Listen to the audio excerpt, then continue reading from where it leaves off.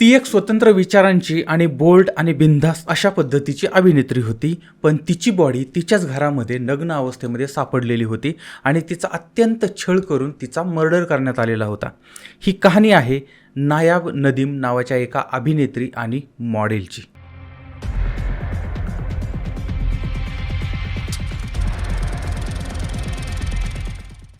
तारीख आहे 11 जुलै 2021.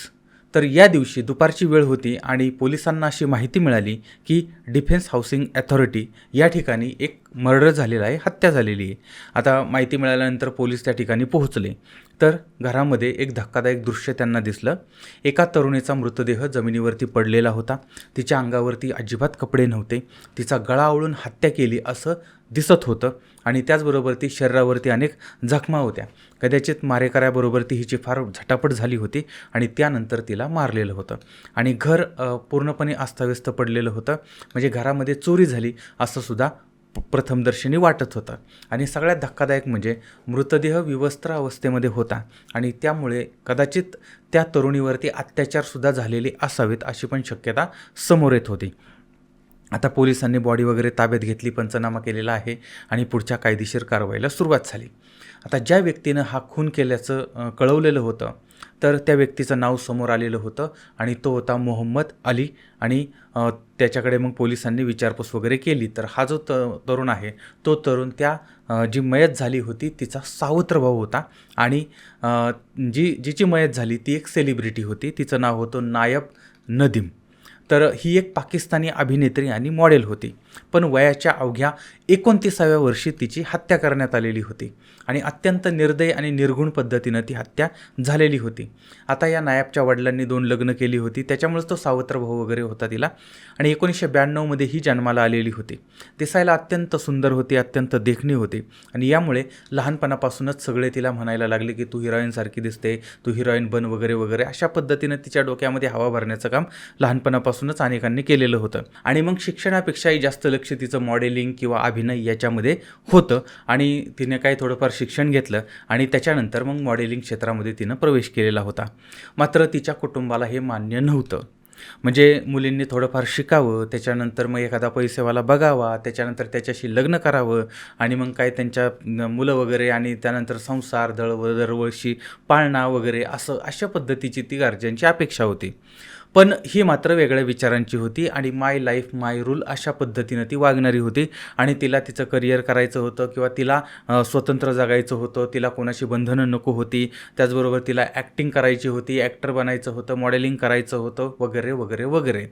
आणि त्याच्यामुळे मग आता घरच्यांचं आणि तिचे खटके उडायला लागलेले होते आणि मग तिनं जुन्या विचारांच्या बापाला सोडलं आणि आधुनिक विचारांच्या लोकांच्यामध्ये ती जायला लागली. आणि त्याच्यानंतर मग ते कमी कपडे घालणं वगैरे, लोकांच्या बरोबर ती फिरणं वगैरे, ह्या सगळ्या गोष्टी त्याच्यामध्ये आल्या आधुनिक लोकांच्या या सगळ्यामध्ये. तर लाहोरमधलं DHA म्हणजे डिफेन्स हाऊसिंग अथॉरिटी या ठिकाणचं फेज नंबर 5 आहे. या ठिकाणी हिनं एक घर घेतलं आणि त्या ठिकाणी ते राहत होती. एकटीच राहत होती, कुणीही तिच्याबरोबर ती नव्हतं. पण कधीकधी सणासुदीला कुठल्या कार्यक्रमाला वगैरे वगैरे ती आपल्या घरी म्हणजे तिच्या घरी ती जायची. आणि सावत्र भाऊ जो आहे, आता हे सावत्र भाऊ वगैरे मंडळी जी आहेत ना, ती मंडळी काहीतरी आता हिच्याकडे, आता ही सेलिब्रिटी व्हायला लागली होती, पैसा मिळायला लागला होता, त्यामुळे तिच्याकडे मदत वगैरे मागायला यायची.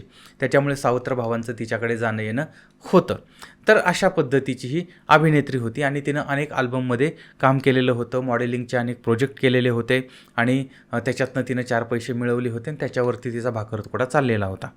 आणि त्याचा एक म्युझिक अल्बम जो आहे तो सुद्धा आला, आता गड्डी तू मांग दे अशा पद्धतीचा होता. त्याच्यामध्ये तिनं काम म्हणजे छोटी मोठी कामं करत ती नाव मिळवत होती, पैसा मिळवत होती. आणि हिचा एक भाऊ जो आहे तो दुबईला गेला होता, म्हणजे सावत्र भाऊ दुबईला गेला होता आणि तो दुबईवरून काही दिवसांनी माघारी आला. माघारी आल्यानंतर मग तो त्या नायबला भेटायला तिच्या घरी गेलेला होता. तारीख आहे 11 जुलै 2021. दुपारची वेळ होती आणि ह्यानं घराची बेल वगैरे वाजवली तर आतून दरवाजा बंद होता. दरवाजा काय उघडला नाही. त्यानंतर त्यानं थाप मारली, आवाज दिला, फोन करण्याचा प्रयत्न केला, हे केलं ते केलं, पण ते काय दरवाजा उघडलेला नाही. मग आता याला संशय आला आणि त्याच्यानंतर मग काय आजूबाजूचे लोक असतील त्यांना बरोबर ती घेऊन त्यानं आतमध्ये प्रवेश केला. आतमध्ये विचित्र अवस्थेमध्ये तिचा मृतदेह पडलेला होता आणि त्याच्यानंतर म्हणजे अंगावर कपडे नाहीत, काय नाही, सगळं अस्ताव्यस्त पडलेलं आहे. आणि त्यानंतर मग त्यानं पोलिसांना कळवलं. पोलीस त्या ठिकाणी आले आणि त्यांच्या पद्धतीने तपासाला सुरुवात झाली. तर पोलिसांनी तपास करत असताना मग काही पुरावे सापडत आहेत का, कोण खुनी असेल, काय असेल, तर त्याच्यामध्ये आता सुरुवातीलाच की बाबा तिच्यावरती अत्याचार झालेले असावेत, त्यानंतर घरामध्ये चोरी झालेली असावी, अस्ताव्यस्त पडलं होतं, त्याच्यामुळे अशा पद्धतीनं ते प्रथमदर्शनी लक्षात येत होतं. याच्यामध्ये कुणीतरी या घरामध्ये खिडकीतनं घुसलं होतं आणि खिडकीतनं बाहेर गेलं होतं असं दिसत होतं, कारण घराचा दरवाजा आतून बंद होता. आता दरोडेखोर घरामध्ये घुसले आणि त्याच्यानंतर मग त्यांनी हिच्या घरातले दागदागिने, पैसे वगैरे न्यायला सुरुवात केली. त्यावेळेस मग हिनं विरोध केला. विरोध केल्यामुळे मग त्यांनी तिच्यावरती अत्याचार केले आणि तिचा खून करून तिला संपवून टाकलं. अशा पद्धतीनं आणि ह्या घरामधून, हिच्या घरामधून चाकू आणि ड्रगसुद्धा सापडलेले होते आणि त्या मृतदेहाच्या जवळ एक स्कार्फ पण पडलेला होता आणि अशा पद्धतीची ही निरीक्षणं नोंदवणं चालू होतं. पोलीस सगळ्या अँगलनी तपास करत होते आणि बॉडी पोस्टमॉर्टमला पाठवलेलीच होती. फॉरेन्सिक टीम जी आहे ती सुद्धा अगदी बारकाईनं सगळं घर जे आहे ते स्कॅन करत होते. आता म्हणजे पोस्टमॉर्टमला पाठवली बॉडी, पोस्टमॉर्टम झालं, त्याच्यानंतर ती जी बॉडी आहे ती बॉडी ही म्हणजे वडील आणि सावत्रभाऊ यांच्या ताब्यात दिली गेली आणि मग ते अंत्यसंस्कार वगैरे ते झालेले होते. आता या ठिकाणी अजून एक गोष्ट समोर येते, ती म्हणजे सिरियल किलरची. म्हणजे ती भीती होती ती सिरियल किलरची. म्हणजे ही जी तरुणी, ही जी अभिनेत्री आहे नायब, ती ज्या ठिकाणी राहत होती तर त्याच परिसरामध्ये काही दिवसापूर्वी एक हत्या झालेली होती. ती महिला होती माहिरा आणि साधारण तिचं वय 25 वर्षाचं होतं आणि ती म्हणजे NRI अशा पद्धतीची होती ती. म्हणजे म्हणजे मूळ पाकिस्तानची होती पण बाहेर राहणारी होती, पण आता तिथं ती राहत होती आणि तिची हत्या झालेली होती. आणि तिची जशी हत्या झाली होती तशीच हत्या या ठिकाणी हिचीसुद्धा झालेली होती आणि या दोन हत्यांमध्ये प्रचंड साम्य होतं. म्हणजे कदाचित एखादा मारेकरी जो आहे तो मारेकरी अशा पद्धतीनं एकट्या राहणाऱ्या तरुणींना बघतो आणि त्यांच्यावरती हल्ला करतो आणि त्यांच्यावरती अत्याचार करून त्यानंतर त्यांच्याकडचे पैसे वगैरे घेऊन त्यांना मारून टाकतो. अशा पद्धतीचा एक पॅटर्न सेट व्हावा अशा या घटना होत्या. 2 घटना काही दिवसामध्येच घडलेल्या होत्या. आता मग पोलिसांनी त्या माहिरा जी आहे तिचा पण तपास चाललेला होता, म्हणजे तिच्या मर्डरचा आणि हिच्याही मर्डरचा तपास चाललेला होता. आता याच्यामध्ये त्या माहिराच्या तपास चालू असता त्याच्यामध्ये एक माहिती समोर आली, ती म्हणजे तिच्याच 2 मित्रांनी तिचा मर्डर केला होता. आता मर्डरर तर सापडले, खुनी सापडले. आता मग पोलिसांनी त्यांना ताब्यात घेतलं आणि त्यांना विचारलं की तुम्ही मग नायबला का मारलं. तर त्यांनी सांगितलं की आमचा आणि तिचा काही संबंध नाही. मग माहिराला का मारलं होतं त्याचे कारणं समोर आली. त्यांच्यातले काही अंतर्गत विषय होते त्याच्यामुळे त्यांनी तिला मारलेलं होतं. मग आता ते ते नायबला म्हणजे त्या माहिराला मारणारी जी मंडळी होती त्यांना ही माहीत पण नव्हती आणि हिच्याबद्दलचा काही त्यांचा काही संबंध नव्हता. त्याच्यामुळे तो खून फक्त तेवढा झाला होता. हा दुसरा खून जो आहे तो दुसराच कोणीतरी केलेला होता. म्हणजे सिरियल किलर जो आहे तो मुद्दा या ठिकाणी संपलेला होता. पोलिसांनी त्या भागातले CCTV फुटेज तपासलेले होते आणि एक संशयित व्यक्ती त्या ठिकाणी येताना जाताना दिसत होता. आता यानं हत्या केली असावी असं वाटत होतं, पण तो एकटाच होता आणि असा लुकडा-सुकडा असा तो प्राणी होता. आणि दरोडेखोर जर असतील, दरोडा जर टाकायला आले तर दरोडेखोर एकटे दरोडेखोर येणार नाही. दरोडेखोर हे अनेक लोक असतील, पण या ठिकाणी दरोडेखोरीचा पण मुद्दा संपला होता. त्याचबरोबर ते आता हा जो कोणी मारेकरी असेल, तो एकटा आला की 2 काय अजून काय, पण तो मारेकरी जो आहे तो मारेकरी जर आला तर घरामध्ये चोरी अस्ताव्यस्त पडलेलं सगळं दिसत होतं, पण चोरीला काहीच गेलेलं नव्हतं. आणि याच्यामध्ये पोस्टमॉर्टम रिपोर्ट आला, त्याच्यामध्ये अजून एक बाब समोर आली, ती म्हणजे हिच्यावरती अत्याचार झालेला नव्हता. म्हणजे प्रकरण जसं दिसत होतं तसं प्रकरण नव्हतं. आता जर बलात्कार झाला नाही, चोरी झालेली नाही आहे, त्याच्यानंतर दरोडेखोर त्या ठिकाणी आलेले नाही आहेत, मग हिचे कपडे काढले कुणी, हिला का मारलं, हिचा मर्डर कुणी केला होता, का केला होता, कसा केला होता. आता मग या सगळ्यामध्ये पोलिसांनी सगळ्या बाजूने तपास केल्यानंतर मग एक गोष्ट त्यांच्या लक्षात आली, ती म्हणजे हा जो खुनी आहे तो खुनी बाहेरचा कुणी नसणार आहे. त्यानं दिशाभूल करण्यासाठी कदाचित या सगळ्या गोष्टी केल्या असतील, पण खुनी जवळचाच असावा आणि मग पोलिसांनी त्या नायबच्या जवळची मंडळी जी आहे त्यांच्याकडून माहिती घेतली, कौटुंबिक माहिती घेतली. त्यावेळेस मग तिचं पाठीमागचं आयुष्य जे आहे ते समोर आलं होतं आणि त्याच्यामध्ये घरच्यांचा विरोध होता, हिच्या मॉडेलिंगला, हिच्या ॲक्टिंगला, आणि भावाबरोबर सुद्धा वाद होत होता आणि त्याच्यातल्याच एका भावानं पोलिसांना कळवलेलं होतं. आणि त्याच्यामुळे मग पोलिसांनी, ज्या भावानं पोलिसांना कळवलं की हिचा खून झाला वगैरे, त्याच भावाचे कॉल डिटेल्स वगैरे पोलिसांनी काढले. तर असं लक्षात आलं की ह्या बाबानं ज्या वेळेस पोलिसांना फोन केला त्याच्या अगोदर कित्येक तास तो या ठिकाणी आलेला होता. आणि जर त्यानं तो त्या ठिकाणी आला आहे, अनेक तास या ठिकाणी होता, मग त्यानं अगोदरच पोलिसांना का कळवलं नाही? त्यामुळे पोलिसांचा संशय वाढला. पोलिसांनी त्याला टायरमध्ये घातला आणि तो पोपटासारखा बोलायला लागला.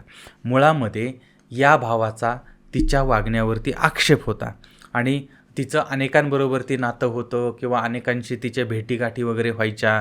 त्यानंतर मीडियामध्ये पण चर्चा होत होती आणि त्याच्यामुळे यांच्या परिवाराची बदनामी होत होती.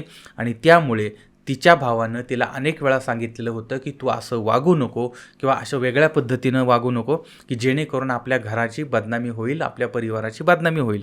पण ही मात्र ती ऐकायला तयार नव्हती.